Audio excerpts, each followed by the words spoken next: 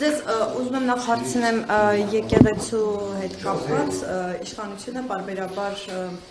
խոսում է եկեղեցում հարկային դաշտ բերելու այս հանգամանքից, ես ուզում եմ ձեզ հարցնել կոնկրետ ինչ մասով է եկեղեցին հիմա հարկեր վճարում եւ որ մասով է որ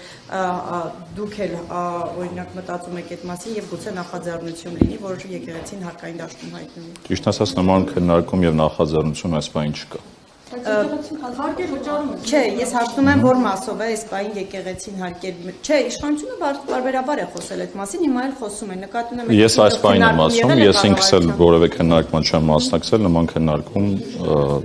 չի եղել։ Հրակելական եկեղեցու հետևորդ եք։ Այո։ Եվ ինչպես եք վերաբերում այս օրերի եկեղեցու նկատմամբ իշխանության տարբեր ներկայացուցիչների, այդ թվում եւ երկրի վարչապետի հրավերների։ Չեմ կարծում, թե դա պետք նախագահի կողմից մեկնաբանության հարց է։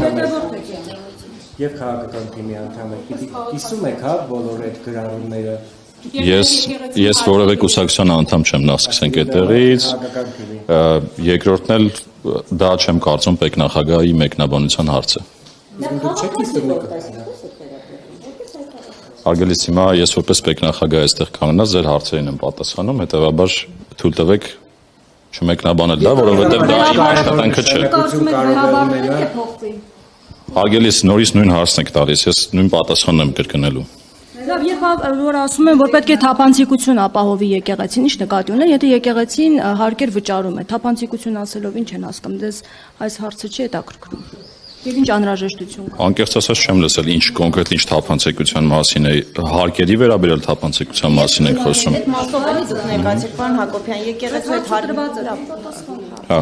հարկերի վերաբերյալ թափանցիկության մասին եք ասում։ Առասարակ ասում են եկեղեցու գումարների հետ կապված նվիրատվության պետք է թափանցիկություն։ Որ անթափանցիկության կամ թափանցիկության մասին է խոսքը, այն մասով ինչ մասով որ եկեղեցին հարկ վճարում է, այդ հարկերը վճարում է։ Որևէ խնդիրներ չկա հարկ վճարում։ Այս պահին որևէ խնդիր, այսինքն իմ պետական եկամուտների կոմիտեի նախագահ եղած ժամանակաշրջանում նման խնդրի չեմ առնչվել, բայց քանի որ հարցը բարձրացնում եք,